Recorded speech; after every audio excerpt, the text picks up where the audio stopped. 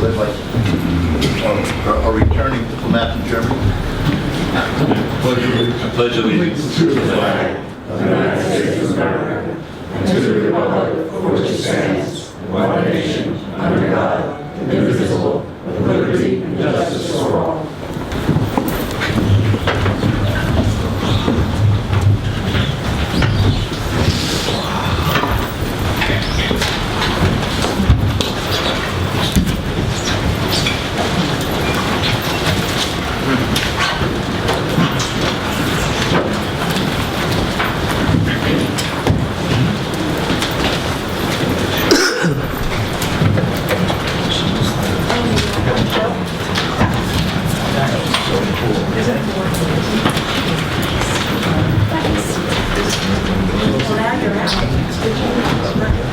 Good evening, ladies and gentlemen. Welcome to the board meeting of May 11th. Before we get started, happy Mother's Day to all the young ladies in the audience who may have children at home. Hope everybody had a great holiday. Just a reminder that if there's an emergency, we have exits at the rear of the building. Go to your vehicle. Please do not leave until so directed by emergency service personnel. And this is a non-smoke building, so if you must, you gotta go outside. Thank you. Ms. Carter. Yes, good evening, everybody. Just one approval for the board meeting minutes of April 27th. Motion? Motion. Second. Any changes, deletions, additions? All in favor? Aye. Okay. Treasurer, Mr. Corson. Good evening, everybody. I'll be very brief. We have a lot to cover tonight. The bills for the period of May 1st through the 11th total $368,366.64. The five largest bills, number one, Jayco for handicap ramps. You'll see them working all over the village. $33,982. PSE&G Long Island Electric, $28,472.60. J.R. Holzmacher for Crosswalks Theater, he had an EPA ordinance to rectify some situations, $21,182.90. Eastern Resource landfill charges, $20,392.18. And H2M sewer general engineering, $11,629.49. And they total $115,659.17. If I could have approval. Motion to accept. Motion. Second. Any questions, additions, deletions? All in favor? Aye. So carried. And that's all I have, except in front of each of you have our cash balances as of April 30th. Thank you very much. Thank you, sir. Public hearings. Okay, notice is hereby given that public hearing be held on Monday, May 11, 2015 at 6 p.m. in the Municipal Building, 14 Baker Street, Patchogue, New York, by the Village Board of Trustees of the Incorporated Village of Patchogue, to add Chapter 315 to the Village Code to prohibit single-use carry-out bags at retail and eating establishments. Copy of which proposed local law is on file at the Office of the Village Clerk. At said public hearing, any person interested will be heard. Good evening, and in my mind, there are four basic issues that we're going to be looking at tonight as we hear from the audience. How about now? The speakers don't seem to be on. Yeah, I can't hear you. And I'm in the front. Yeah, hold on. And I can't hear. And we definitely want to hear you. How about now? Say it Anything? again. Keep talking. Hello there. No.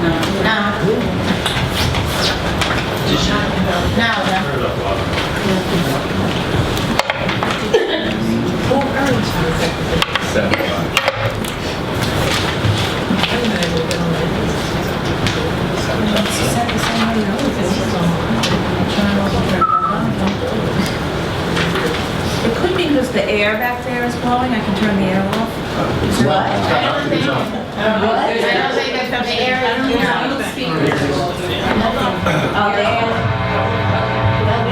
Well, from that mic, I guess.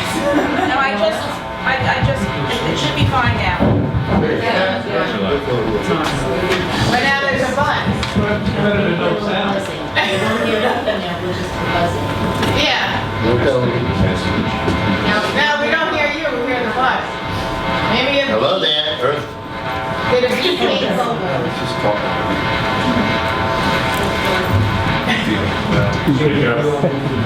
But it's not my job anymore.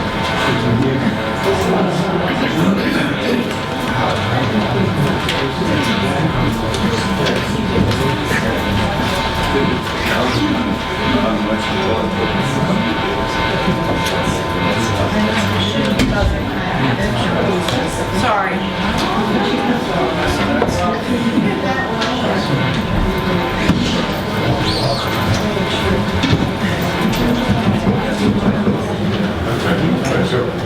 Not now, Al. The budget went away.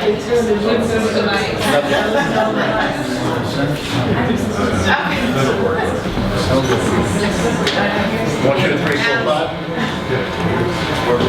Anything? That one worked, that way. Can you hear it now? Testing, 1, 2, 3. Yeah. But we're happy to hear over the buzzer. Six of one, half dozen of another. Is it still buzzing? I'll try again. Somebody talking to me. Testing 1, 2. No.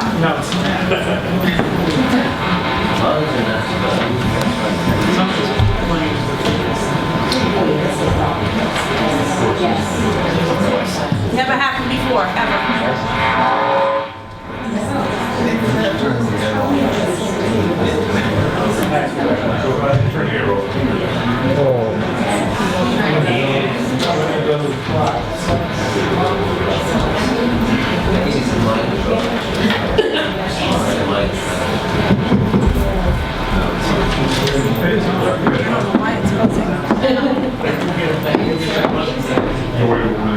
She's got the zapper. Yeah, but this sound.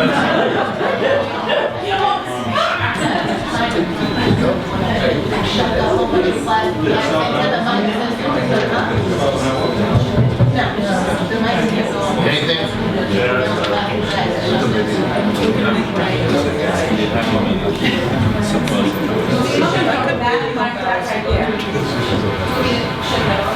No, that's the AC. No, that's not mine.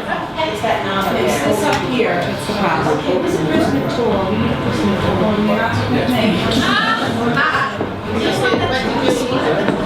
It's actually coming from this one bed right up here, Thomas.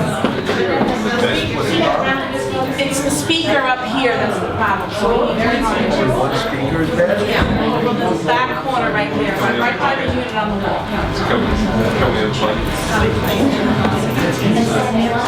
It's about 2 minutes.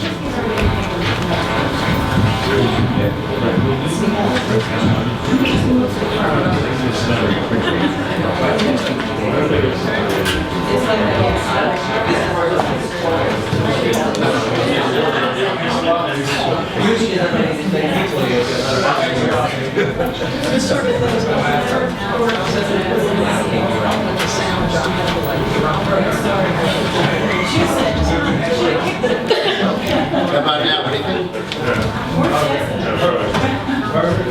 Can you hear me? I think we're okay, Patty.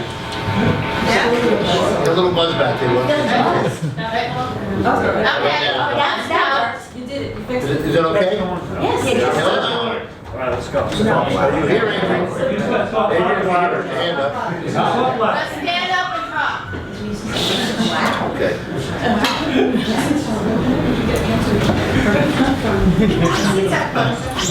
We'll come closer to you. There are plenty of seats up front for those who can't hear. Good evening, ladies and gentlemen. Okay. Can you hear me now? Yes. Okay. You know, this public hearing is about a number of things. It's not just about bags. What we're going to hear tonight are issues as it relates to the environment and plastic bags, the economics of it as it relates to private industry, the personal side of it, the person that goes into a store, has a limited amount of money for whatever the reasons, who doesn't have a bag, and now has to pay for a bag. And for us, as a municipality, the thing that we will wrestle with is enforcement. How do we make sure that this piece of legislation passes, that it's enforced fairly and properly? So as we sit tonight and we go through the process, and Trustee Keyes is going to talk a little bit about how we got to where we're at today. Those are the things that I'm going to be listening to. Those are the pieces. And as those of you that are on the committee know, besides talking to Joe about it, and besides reading material that you put together, I didn't get involved in the process of putting together this piece of legislation. And it was very purposeful on my part. You know, the reason we have trustees and the reason we have a legislative body the way we do is to bring issues like this in their complete form to this board for review. So, like I indicated, Trustee Keyes, you're on. Thank you, Mr. Mayor, fellow board members, ladies and gentlemen. Mr. Mayor, if you allow me, just a brief history and some acknowledgments, I think in order as well. If the board recalls, back in October of 2014, I first, kind of in an informal way, approached the board and with the notion that maybe we should check into exploring the possibility of a plastic bag ban within the village. Each one of you was supportive, encouraged me to, yes, do that, and let's see where it goes from there. So we did. So actually, the first thing I did, I made a phone call out to our neighbors out in Southampton because I had read that both the Village of Southampton and East Hampton had already passed legislation, as well as the towns. The towns, I think, just became effective this year. Well, not I don't know. I think the Town of Southampton data, Von Lehsten on it. Thank you very much. Data from the Town of Southampton. I spoke with Roger Blau from the Village, and we have a SAVE committee out there, and they've been very helpful in supporting us and as far as passing along information as well. So we just want to thank those guys. We then formed our PEP committee. PEP committee designed to protect the environment in Patchogue. Made up of a group of village residents. I'd like to give them a shout out. Dave Reese, Don Rocksmith, Emily Gotti, Don Krozik from our treasurer's office. We thought that we knew we may need money for this project, so we thought it might be a good idea to get the treasurer on board, so we invited her on. Jordan Christensen from the Citizens Campaign for the Environment. Adrienne Esposito, who's a village resident, but the executive director of the Citizens Campaign for the Environment as well. Professor Kirk Lawrence from St. Joe's College, who we really appreciate Kirk getting the students at St. Joe's involved. They formed a very informative survey for us. A good deal of information. It was really neat to get the kids involved as well. And of course, our chair, the lovely and charming village clerk, Trustee Seal. I then approached David Kennedy, executive director of the chamber, and David, who's been extremely supportive as well. David got right on board, has been working with the committee and trying to get us to the point we're at. So we began to meet with a couple of different projects, but decided to tackle this one first. Initially with the notion, knowing of course that we're just a 2.2 square mile village. And our first notion, although Adrienne will dispute this, is that we'll make a statement. We'll try to get enough information out there, make enough noise that maybe some other villages and we'll catch on and expand to the town and the county and who's where we're taking there. We just kind of grow on what Southampton and East Hampton had already done. I think the more we met and the more information we found and the more we got along, we realized that there's more potential than just making a statement, that we can actually make a difference. One of our local merchants alone told us that they distribute 40,000 single-use bags a month. That's in one. So if you take that and some of the other stores we have, it's not unreasonable to assume that just in a 2.2 square mile village, we may be generating 400,000 single-use plastic bags per month. Being a shorefront community where we don't necessarily rely on fishing as a livelihood or anything like that, for anything for economical purposes, it is certainly one of the greater recreational activities we have, clamming, fishing, crabbing down at the bay. So what the effect the bags have on marine life is certainly vital to everybody in the village as well. So as we continue to meet, it kind of aroused a consciousness amongst all of us to other environmental issues, and we realized that just by doing some research and singling and looking at this, you start to look at some other things that in your own personal life. You know, I mean for myself, I start thinking one night about how much fertilizer I'm going to put down on the lawn. This just kind of started because all these plastic bags are a mess, they're bad, the quality of life suffers, they're pollutant. So it is a changing mindset that you develop as well. We also decided as we went along, or concluded as we went along, that if we can get enough people to catch on, that's the goal of all of our merchants, all of our residents, this could create sort of that community-oriented common goal project. If we do our job and educate enough of the businesses, enough of the residents, and realize the importance of the damage to our environment and our village that the bags do, I could see us all trying to reach a common goal and working towards that. So, Mr. Mayor, with that, unless the board has any other questions about how we got to this point, we do have the next spokesperson. Yeah, just at the beginning of the hearing, we're going to bring up a couple people that have been involved in it, both on the village level in preparation for this, but also from the industry. After that point, and the board will make comment, and then we'll have a public portion of it. During the public portion, what I'm going to ask is if what you have to say has been said by a number of people prior to you, but you would like to just express either your opposition to the ban or your support for it, come up and make that comment. But please don't spend a lot of time going over what's already been stated and going over the obvious. Not that we have a big crowd here tonight and everybody will have their opportunity to speak, but a lot of times in public hearings, you can sit here for 2.5 hours and listen to the same thing for 2.5 hours. We're all pretty bright people in the audience and up here to be able to understand the first time. But at the beginning, and I'm going to have you introduce, I'll have Trustee Keyes introduce the speakers. The first 2 or 3 speakers will be both from the environmental portion and the perspective and from the economic.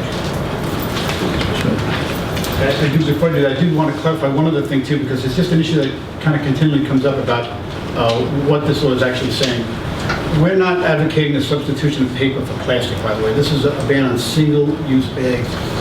The encouragement is to reuse. Because there was some issues about that. You know, why go to paper? You know, it's kind of pointless to do that. So that's not the purpose of it. The purpose is to reuse. At this time, Mr. Mayor, I'd like to ask our committee spokesperson, Adrienne Esposito.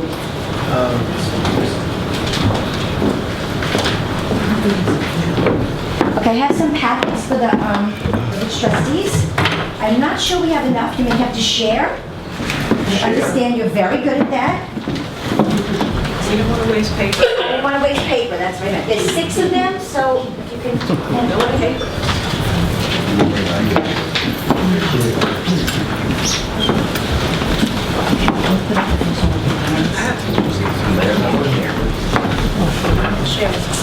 Anybody need one? Out of the right.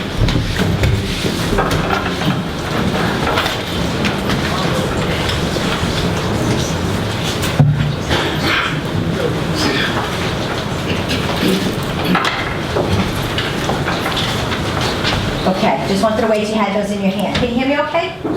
Yes. And you in the back? Yeah. I don't want you to miss anything. All right. Thank you very much. My name, as was said, is Adrienne Esposito. I'm the Executive Director of Citizens Campaign for the Environment. For those of you who may not know, but CCE is a 30-year-old environmental organization that is New York State's largest grassroots environmental group. We have 5 offices in New York and 1 in Connecticut, so I've worked on these issues for 30 years. I also was delighted to be a member of this committee with Trustee Keyes and the other members of the committee. It was truly a delightful and educational experience, and I want to thank Trustee Keyes and also Patricia Seal for their hard work and all the other committee members, many of whom are here. Okay, what did we look at, you might say? How did we get here today? I'm glad you asked those questions. What I'm not going to do is tell you a lot of statistics. I'm not going to tell you that it takes 1,000 years for plastic bags to break down. I'm not going to tell you that 261 marine species and wildlife are killed. Not 261 animals. 261 species are killed by plastic bag ingestion every single year, including seals, whales, dolphins, and other birds.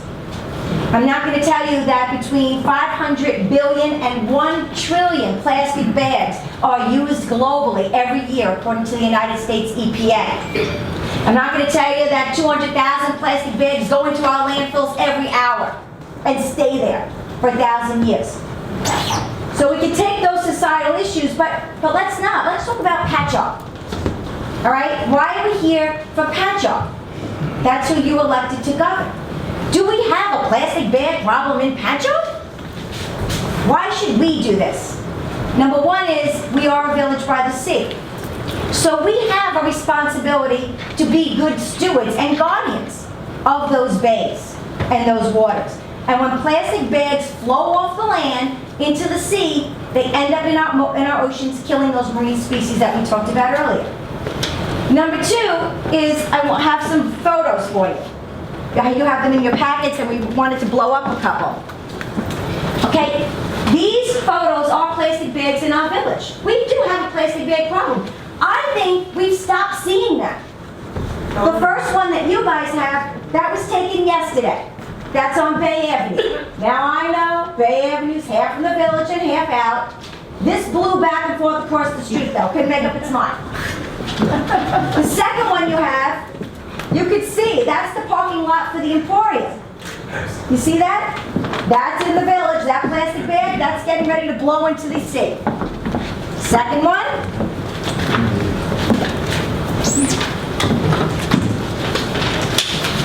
That's the one on West Avenue. As I was driving home, took that. You could see the library that was just moved. We paid a lot of money for that. So what happened?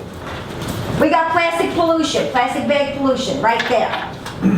Next one, this is one of my favorites. It's so beautiful. Plastic bags along Sunrise Highway Service Road in the village, connecting itself because it's hugging the trees and the fences there, and it's decorated. It looks beautiful, doesn't it? Gateway to Patchogue Village. Next one, photo 5 in your package, another gateway shot to Patchogue Village. Very beautiful plastic bags dangling there, blowing in the wind. This is why, by the way, they call it the New York City flower. The next one and the last one, photo 6, this is my personal favorite that I wanted to share with you. This one was taken from my upstairs window. I think it was a little bit of conspiracy. You can call it plastic bag karma, call it whatever you want. But this is exactly a great picture because it shows you what happens. They connect themselves to trees and litter. And it took me 2 neighbors, 1 ladder, and 1 fishing pole to get this down. Now, I did contact DPW. He offered to cut the tree down for me, but I didn't think that would be... We don't allow that. I'm pretty sure it was being funny. It did make me laugh. It was funny. It was Joe. He was being sarcastic. That was We know Joe. not a serious effort on his part. Anyway, my point in showing you these is you might say, well, how long did it take you to get these photos? 20 minutes. 20 minutes, members of the board. I drove around for a few minutes and just kept getting out of the car, taking pictures. You know why? Because plastic bag pollution is literally all around us, and we've stopped seeing it. So if you think for a minute we don't have a problem with plastic bag pollution, think again. And these are not all the pictures. These are just the clearest ones. I took a lot more in 20 minutes. Wanted you to know, we do have a problem at Patchogue. This law will solve this problem. Another item I really need for you to know is some people say, well, why should we be the pioneers? Why should we be the leaders? And we're not. Guess who's bagged plastic bags? Well, places like Italy and Mayor. You'll be happy to know. In Italy, after the plastic bag ban was implemented, nobody died of starvation. People continue to go to the grocery stores. They shop. They eat. They're thriving. But what other countries? Well, China and Bangladesh. What other cities? Well, states actually like Hawaii. Cities like Brownsville, Texas. One of the poorest cities in America. Ban plastic bags. Chicago, ban plastic bags. And I could go on. San Francisco, all the major cities in California. We're not leading. We're following. But some people may say to you, well, let's wait for Brookhaven Town to do it. Let's let Brookhaven lead. Well, to be quite candid with you, and I'm an activist, I could say this, we're not looking for you to follow the leader. We're looking for you to be the leader in this county. So we need for you to step up and really do what's right here. Now, some people are also going to tell you, and we looked into this in our committee, that education is the key. And education is important, but education has not made the difference on this issue. It's very, very clear, statistically speaking, that only 7% of the plastic bags are being recycled. 7%. The other 93%, they're the ones stuck in the trees, they're the ones I just showed you, all littering across the land. Some people tell you it's too inconvenient to change. And I would tell you, protecting the earth isn't always convenient, but it sure is worth doing. We're not trying to cost people money. This law is not about people paying money for plastic bags. For paper bags. I don't want people to spend a nickel. Can I have help? Let me just get these.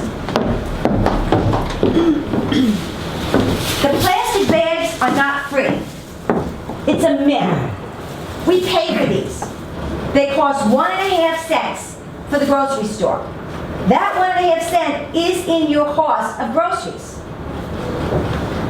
We also pay for litter cleanup. That's not free.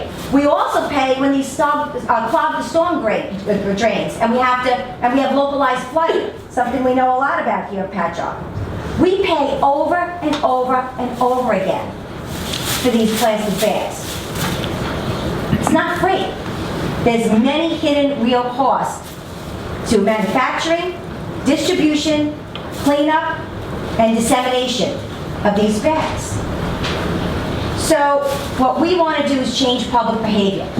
People bring their own bags to the grocery store, they'll get money back. Wallbounds gives you 2 cents for every bag. Stop and Shop gives you 5 cents for every bag. The grocery, King Cullen, 5 cents for every bag. Best Jet or Best Markets, 5 cents every time you bring the bag in. You bring in 4 bags, you get 20 cents. It's a money maker. These make money for you in no time. These cost us money. These pollute. These don't. These kill marine life and wildlife. These don't. These litter our beaches and our bays and our roadways and our parks and our homes and our streets. These don't. This is a mistake of the past. This is a cleaner future. What are you going to decide? That's the decision to be made today. Yeah, it might be a little messy at first, but you know what? People all over America and people all over the globe made the transition. And I have a lot of faith in the people in Patchogue. They will too. So I'm going to be back after my friends from the industry testify to tell you what they got wrong. Any questions? Not yet. Okay, thank you so much. Thank you.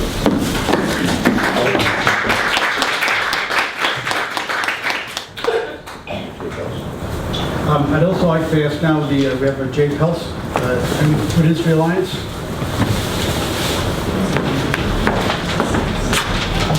Thank you. Good evening. My name is Jay Pelz, and I'm the General Counsel and Vice President of Government Relations for the Food Industry Alliance of New York State. FIA does government relations on behalf of supermarkets, drugstores, and convenience stores throughout the state. FIA's full testimony and supporting documents were distributed to the board members prior to the hearing. We ask that all these documents be included in the public hearing record. Included in the submission was a detailed 9-page statement that outlines our opposition to the ban. I will summarize some key points from my written testimony. By enacting the Plastic Bag Reduction, Reuse, and Recycling Act in 2008, and then expanding that law to include plastic film in 2014, the state, as a matter of law and policy, chose reduce, reuse, and recycle overbans and preempted localities from regulating in this area. In adopting that law, state elected officials concluded that the people of New York are responsible enough to make decisions that enhance sustainability. Accordingly, the proposed ban is prohibited under state law, conflicts with the clear policy choice of the state, and rests on the false premise that the residents of this village cannot be trusted to make responsible decisions about sustainability. We say they can. FIA's preemption claim is currently pending before the Supreme Court of Westchester County. In addition, the Plastic Bag Reduction, Reuse, and Recycling Act generally requires that retailers provide free plastic bags at checkout. We take back plastic bags wrapped in film from anywhere, not just our stores. The success of our efforts is striking. From January 2014 through February 2015, our members recycled approximately 8,252 tons of commingled plastic bags, film, and wrap. 8,252 tons. As the law has been in effect since 2009, tonnage recycled to date is far greater than that striking figure. Sadly, if a ban is enacted in this village, we would no longer be required to recycle, including plastic bags, film, and wrap brought into the village from other jurisdictions. This will harm the local environment, not make it better. This cycle of reducing recycling will be repeated in every municipality that enacts a ban. The case for banning plastic bags is centered on misleading and exaggerated claims regarding plastic bag litter. The first finding of the executive summary of the 2011 United Kingdom Environmental Agency study is illuminating in this regard. Quote, the environmental impact of all types of carrier bags, all three, plastic, paper, reusable, is dominated by resource use and production stages. Here's the key part. Transport, secondary packaging, and end-of-life management generally have a minimal influence on their performance. A minimal influence on their performance. Litter is part of end-of-life management. Thus, it has a, quote, minimal influence on the environmental performance of plastic bags. Moreover, less energy and raw materials are needed to make plastic bags than paper or reusable bags. Accordingly, the environmental performance of plastic bags is actually superior to paper or reusable bags in the stages that primarily influence environmental performance, the resource use and production stages. Regarding the alleged litter problem, according to the EPA, plastic bags account for less than 0.5% of the U.S. municipal solid waste stream. Moreover, a summary by Environmental Resources Planning of science-based litter surveys in 20 jurisdictions, including 19 localities in the U.S. and Canada, as well as the state of Florida, using random sampling methodologies found that retail plastic bags comprise a minor portion of litter, usually less than 1%. Finally, according to California's statewide waste characterization study, plastic bags, including grocery and other merchandise bags, account for just 0.3% of the waste stream in that state. In comparison, organic waste makes up 32%, while construction debris comprises about 30%. The ban case in general rests on false, exaggerated, or uncorroborated claims. For example, regarding alleged harm to marine wildlife, Greenpeace marine biologist David Santillo, quoted in an article in the London Times, said, quote, "It is very unlikely that many animals are killed by plastic bags. It doesn't do the government's case any favors if you've got statements being made that aren't supported by the scientific literature that's out there. On a global basis, plastic bags are not an issue. It would be great if statements like these were not made," close quote. Paper bags are more harmful to the environment than plastic. Not only are more energy and raw materials needed to make paper than plastic bags, according to the UK Environment Agency's 2011 studies, paper bags have a worse effect on the environment than plastic bags in all 9 environmental impact categories. In addition, paper bags, if they biodegrade, decompose into methane. According to a July 2013 briefing note from the British Columbia Environment Ministry staff, methane emissions are a particular concern since they have a global warming impact 21 times higher than carbon dioxide. By banning plastic bags, this proposed local law will cause paper bag use to sharply increase, notwithstanding any mandated charge. Accordingly, this legislation will harm rather than help the environment. In light of this complicated environmental picture, it is clear that the village is required under secret to perform a full environmental review, including preparation of an environmental impact statement, as well as consideration of all pertinent environmental impacts, including health and socioeconomic impacts, prior to voting on proposed local law. Under SECRA, the threshold for determining whether an agency must prepare an EIS is quite low. An EIS is required for any action that, quote, may include the potential for at least one significant adverse environmental impact. In addition, SECRA compliance requires, among other things, that the lead agency identify the, quote, relevant areas of environmental concern, quote, take a, quote, hard look at them, and make a, quote, reasoned elaboration of the basis for its determination. To date, far from taking a hard look, localities have adopted bans based on nothing more than gut feelings, intuition, assumption, organized pressure, and false, exaggerated, or uncorroborated claims. Any measure which deprives consumers of convenience and choice should be based on corroborated facts and SECRA-compliant scientific study, not speculation or assumption. To our knowledge, no New York locality that has enacted a ban to date has justified such a drastic measure through SECRA-compliant study, including specific, credible, SECRA-compliant evidence of local environmental impacts or other local problems alleged to arise from plastic bags. In addition, every New York locality that has enacted a ban to date has violated SECRA, since no municipality has, to our knowledge, prepared an EIS to consider all relevant environmental impacts. In essence, the same allegations are repeated by activists in locality after locality, and it's a small group of activists, but no municipality has developed SECRA-compliant evidence that the impacts have actually occurred. This testimony makes clear that the environmental issues concerning plastic, paper, and reusable bags are more complicated than they might intuitively appear, and that the proposed ban might actually cause environmental harm. In conclusion, for the reasons cited in the documents to be included in the public record, we respectfully request that this public hearing be canceled and that a collaborative effort involving the Food Industry Alliance, our member stores operating in the locality, and the village be established. The goal of the effort will be to enhance existing reduce, reuse, and recycle efforts consistent with state law and state policy.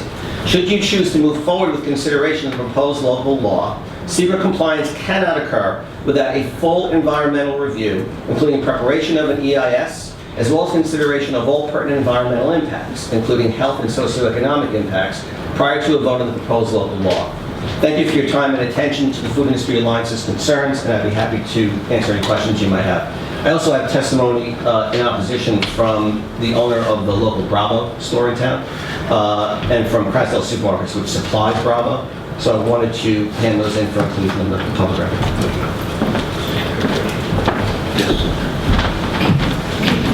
Thanks. Mr. Pelz, village attorney, has a question for you. Sure.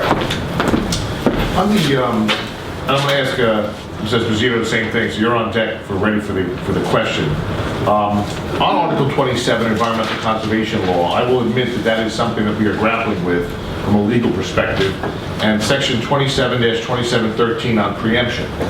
Do you have a position on whether that preemption provision, the Environmental Conservation Law, the plastic bag reduction, reuse, and recycling legislation, whether that section preempts this legislation? I'm sorry, can you tell me what section it is again? 27-2713, which is the preemption section, it's titled preemption, Of which law? on the plastic bag reduction, reuse, and recycling law from the Environmental Conservation Law.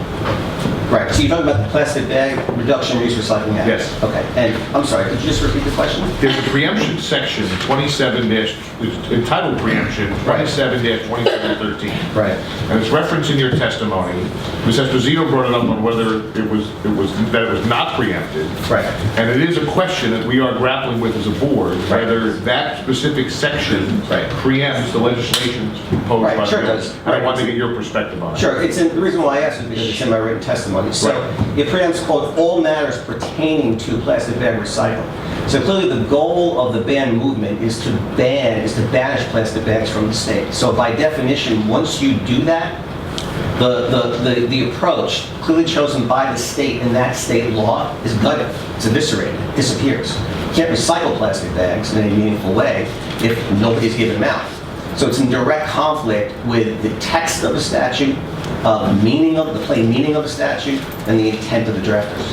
What do you say to the argument that that section is only limited to recycling as opposed to a outright ban as proposed here in the village?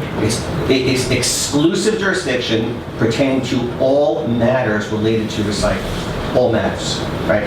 So this law is clearly pertains to recycling, right? It relates to recycling because the amount of material that will be recycled in the state will decline significantly. The program will be done. It'll be eviscerated. Let me ask you another question. On the Village of Hastings on the Hudson, at least as of today, when we check the court docket, that case is still pending, correct? Yes, we expect a decision any day. Okay. And along those same lines, you're aware of the legislation that was passed out east.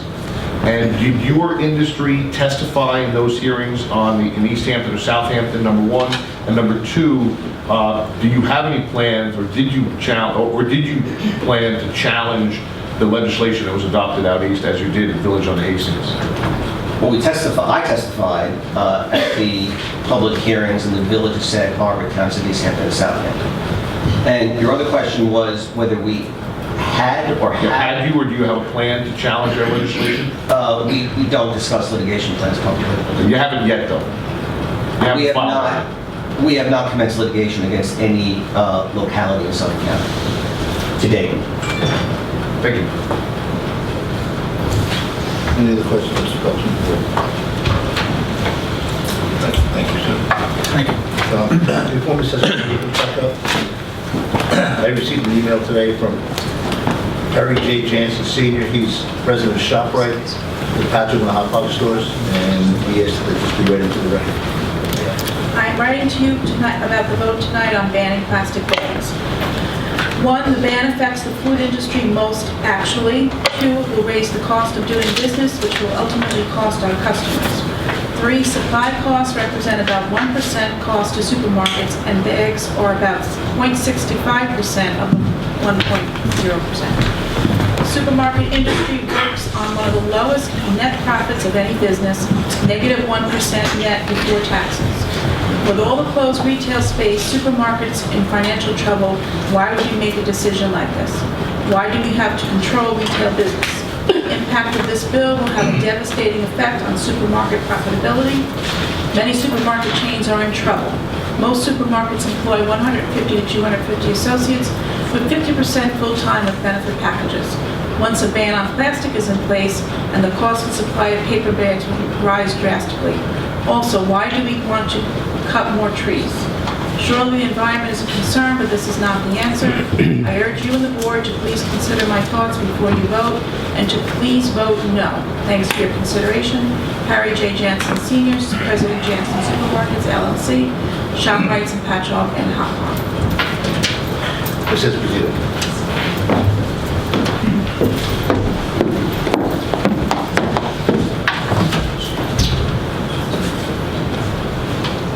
Well, just my comment also about that letter. It appears to me that ShopRite was misinformed. This law, I think this is a very important thing for the members here to remember. It is not to promote paper bags over plastic. It is to change public behavior to bring their own bags, thereby resulting in a lot of money saved for grocery stores.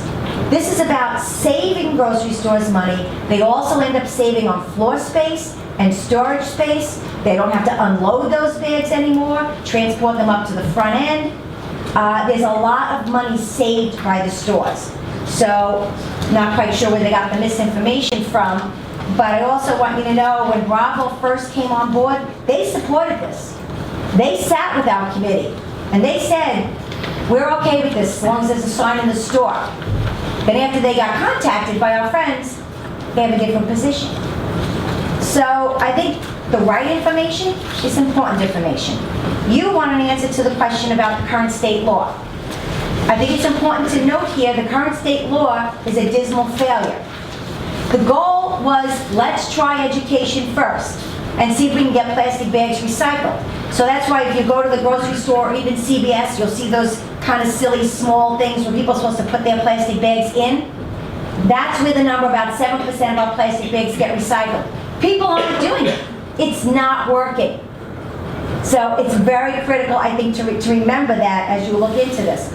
Also, there was a comment, I don't know if you said it or the person who testified. What's your first name again? Jay. Or Jay said it, that we're not allowed to do this. Well, Village of Mamaroneck, Village of Larchmont, Hastings on the Hudson, let's see, the City of Rye, Village of East Hampton, Village of Southampton, the City of New Paltz, they've all passed the ban.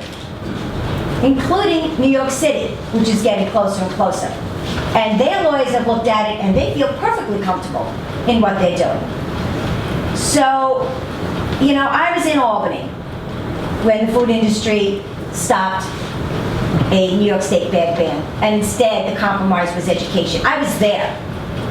The intent was to try to see if education worked. It's 10 years later. It's failed. See, the problem is, and you might relate to this, when you're in Albany, the public's not up there. Right? Who do you have up there? You have the lobbyists. You either have the local environmental lobbyists like myself, or you have many, many, many industry lobbyists. But there weren't members of the public up there saying, I'd like to make a change. And that's why I think it'll be very important to hear the testimony from a representative on the committee from St. Joseph's College who asked your constituents what they think. How do they feel about a plastic bag ban? I think that testimony will have a lot of weight about how people in Patchogue feel about this. Did that answer your question? Yeah, you're saying that the preemption provision, while it's broken, doesn't apply. No, we don't believe it applies, and neither do all the other villages and municipalities who have moved forth with the ban, again, including New York City and other smaller cities throughout the state of New York. Except for the challenge that's going on right now, was it ever challenged prior to this in court? It was, well, one thing I think also worth noting here is in California, the challenge about you didn't do secret came up, and the California state ruled that secret was not needed because this inherently was a pro-environmental bill. Therefore, secret was not needed. Adrienne, yes. That totally contradicts everything I've read. Okay. Every single litigation in the state of California that did not have a secret was found in favor of the industry. And the state of California does not have a plastic ban yet. No, the state doesn't. No, they have a referendum in the fall of this year. Yeah, no, but the state, let's be honest, the state did not put that referendum up. I'm not being dishonest. No. Well, let's be clear. How's that? The state did not put that up. The bag industry moved into California. Why? Because San Jose, San Francisco, and every major city in California passed a bag ban. Well, that gets to the heart of their job is to keep plastic bags alive. I can't actually imagine having that job, but that's their goal. So they did a smart thing. I mean, you give them credit. These are very intelligent people. They went in and said, okay, now we're going to put it up for referendum. We're going to spend millions of dollars in California, to pass a referendum to keep the plastic bag alive. I have to believe there's better things to do. But every major city in California has passed the ban, and that's why they're so active in that state.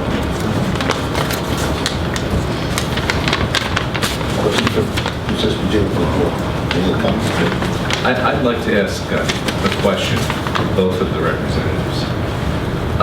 When you look at the full energy life cycle of a plastic bag versus a paper bag versus that beautiful bag over there, that green. Okay. Do you know what the differences are? Well, one thing I do know is that there aren't a lot of studies on that.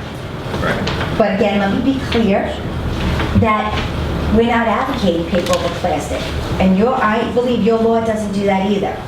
So I don't want to make a comparison that causes us to come to a false conclusion. To me, the conclusion is just what you said. You can call a beautiful reusable bag as opposed to a plastic bag. Now, my reusable bags, I'm on some of them 5, 6, 7 years. And I grocery shop. So we don't know what the lifetime of these are as of yet, but if you use an average of 7 or 8 years compared to the lifetime of a plastic bag, which is 12 minutes of use, study shows your average plastic bag is used for 12 minutes. And that's why the average household uses about 60 per week, because it's about 3 trips to the grocery store, about 20 bags per trip. So it is much more beneficial, as you said, the energy use and all of the other ancillary impacts, much better to use the reusable bag. Even though it's theoretically 100 times more energy intensive to produce that bag. Well, there are a lot of false statistics out there. Okay. Yeah, because when you say energy intensive, you have to look at what produced the bag. You know, we use plastic bags, we use oil and natural gas in the production, then we ship them.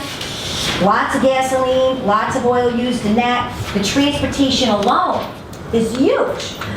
So what life cycle analysis are you using? I feel very strong in saying this is much more sustainable than plastic bags, because we don't also have all those other impacts. Other questions? No, thank you. So I would refer you to You should the just both stand up.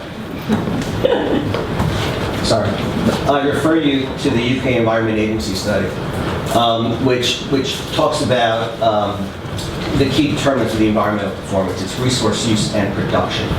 And since paper bags and reusable bags use far more resources in production, you start behind with respect to environmental impacts. They have to be reused a certain number of times in order to reach the break-even point and then exceed the performance of plastic bags. The problem with paper bags is that their life cycle is a lot longer than you'd like to believe, because they usually don't biodegrade. Because for something to biodegrade, it has to be sufficient exposure to air, light, and water, which often doesn't happen. The problem with reusables is that many customers don't like them, so they buy them and then they lose them, or they forget where they are.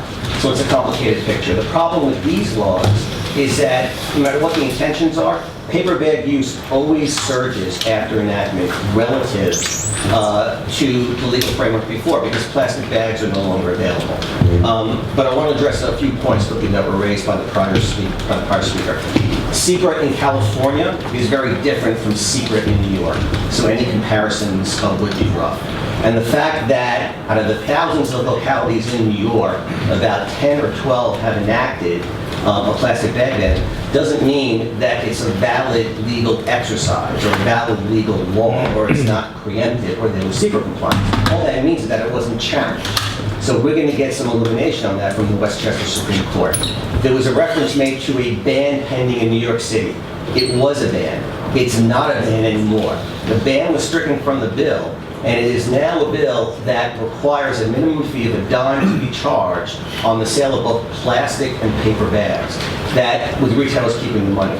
That is not a bill that we are opposing in New York City, so it's a very different approach. Regarding the comment in terms of the state law, the Plastic Bag Reduction, Reuse, and Recycling Act, the comment was made that it has failed, which is a very odd comment in light of the fact that it was just expanded last year by the state legislature. The governor signed the law on December 14th. The reason that it was expanded to include plastic film is because it is working very well. So they decided to expand it beyond plastic bags. And regarding the comment about cost savings, paper bags are approximately triple the cost of plastic bags. So the Bravo supermarket in town, the 7-Elevens, the Walgreens will start out behind. They will have a tripling of their costs forced on them. The only way the sale of paper becomes profitable is if there's a spread. But we don't know what the spread's going to be because there's no price, there's no fee specified in the law. I addressed those issues in my written testimony, and for the sake of time, I chose not to get into them in my summary, but I'd be happy to get into the cost issues if you want. Give us a little background on the cost issues. I'm sorry? Give a little background. Not too extensive. Don't get into, Well, sure. There's a few big issues. One of them is that paper bags are approximately triple the cost of plastic. And because of the disclosure requirements in the law are very unusual. They don't exist, for example, in the laws that were enacted in the 3 East End localities that recently enacted them. The practical problem with that is that if you mandate that a standard recyclable paper bag be used, then you can scour the market day to day to find the cheapest possible cost. But if you keep the disclosure requirements in the law, then manufacturers will be forced to produce bags just for this locality. But since there are so few stores, you couldn't buy them by the trailer load. you have to buy limited special runs, and the cost would be sky high. So actually, the cost would spike. They would not be paid. Any other questions by the board? Back to the Village Hastings on the Hudson, and just for the sake of the audience's perspective, the reason why we keep talking about that is the one challenge that enacted a similar law. It's the one village that the law had been challenged by the industry. So it is of special import to what we're talking about tonight. Not that we're trying to shift the attention from Patchogue, but that's why we're talking about Village of Hastings on the Hudson. Back to Village of Hastings on the Hudson, for the edification of the board. SECRA will be passed tonight. We will be in compliance with SECRA, and we're confident that. We will pass lead agency, and we will pass, hopefully evaluate the EAF that's been prepared and submitted to the board. Aside from the SECRA challenge, and I guess preemption was probably your number one argument and against the law, were there any other major legal points that you included in that brief that will have an impact on the debate tonight? Sure. The three claims: preemption claim, is a secret claim, procedural and substantive, is a constitutional claim, which turns on the arbitrary nature of bans and the baseless discrimination between plastic on the one hand, subject to the most extreme form of regulation that exists, a ban, versus the other two types of carry bags, paper and reusables. And again, if you go back to that, it's not an industry study, go to the UK environment study, you will see that, once again, the environmental performance of all three types of bags is dominated by resource use and production, not end-of-life management issues. That goes to the arbitrary nature of the law, which in turn goes to the constitutional claim. Any other comments? And then just one more thing. There's one other legal issue, which is that, and this comes up all the time in our business, the question becomes one of the specific legal authority that a town has or locality has to mandate that a fee or charge be levied by a local business. So the argument is stronger when there is some assistance being provided, some subsidy, some benefit. But when that's not the case, the question becomes what specific legal authority is there for the town to mandate a price of an item sold in the store? And then there's the precedential impact. So if the village has the authority to mandate the price of a paper bag, what other prices can it dictate? That's it. Thank you. Any last comments? Adrienne? No. We're not going to go back and forth on that. I know, but I feel the need to just provide some clarity. It is flatly false that a plastic bag costs more to make than, or that a renewable bag costs more to make and is more energy intensive. We have to remember here, we're not comparing one renewable bag to one plastic bag. It's not a one-for-one comparison. One renewable bag like this, or reusable, I should say, one reusable bag substitutes at least 4 plastic bags every trip to the store, which equates to, according to statistics, at least 30 plastic bags per week, which is 30 times 50, 1,500 plastic bags per year. So if you really want to do a sustainable analysis, you have to look at the cost of this compared to 1,500 or 1,000 or 1,200 plastic bags. That's how you will get your real answer. You can't compare the cost of one of these to the cost of one of the plastic bags. Also, keep in mind again, this law is not about promoting paper over plastic. This law is about changing public behavior to bring your own bag to the store and not using either plastic or paper. People's behavior can change. They do change. Every municipality that has either put a fee or a ban has seen that happen smoothly. Thank you. Yes. One other, to be ready for the public, for the record, Bravo. Have you edited this? Okay.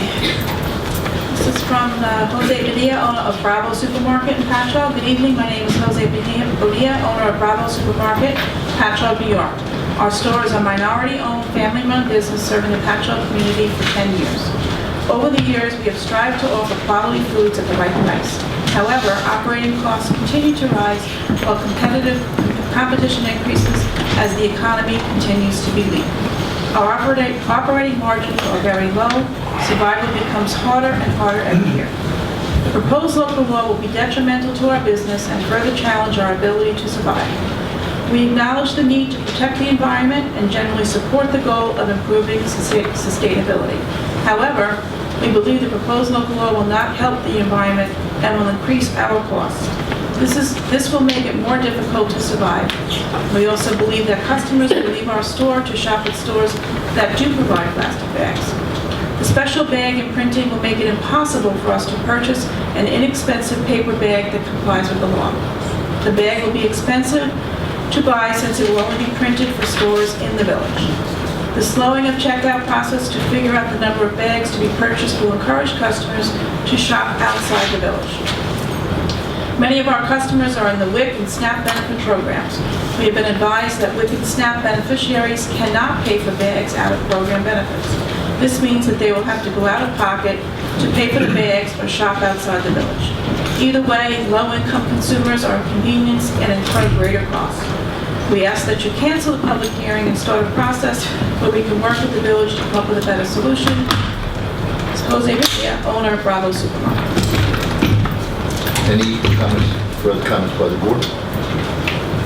I'll make one comment. I have about 15 bags at home and I use them. I use them because they're easy. Not because I started out 7-8 years ago purchasing one every time I went. Instead of getting a little red basket, I bought a bag, stuff it. I use it out of ease. Environmentally, it works, I guess. But the ease of using them is something else you should consider. Joe? Yeah, Mr. Mayor, I'm going to open it soon to the public, but I'd like to invite the representative from Southampton first. They've come a long way, I think. Absolutely. Yep. Southampton, do we have a representative that would like to? Yes. We've got a few here. Very good.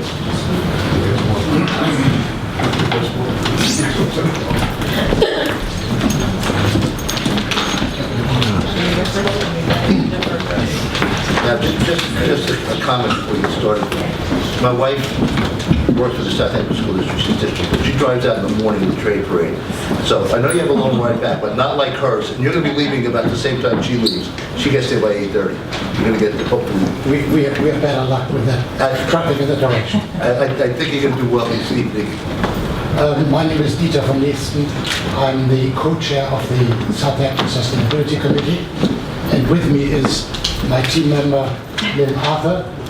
She's on the committee as well. And she will, with permitted, go first. I have a prop. So, well, what I'm going to do, my apologies for being a little choppy. I had prepared a short talk, but a lot of it's already been said, so I'm just going to kind of hit on the points that have been as you requested. Don't let it mess up the flow of your okay. So there have been a lot of statistics thrown around, and what I want to do is show you a photograph. This is me at the public hearing in Southampton. I'm wearing 330 single-use plastic bags, and I did this because one of our board members was in strong opposition. And you know, you hear these statistics, and it's like, well, what does it mean?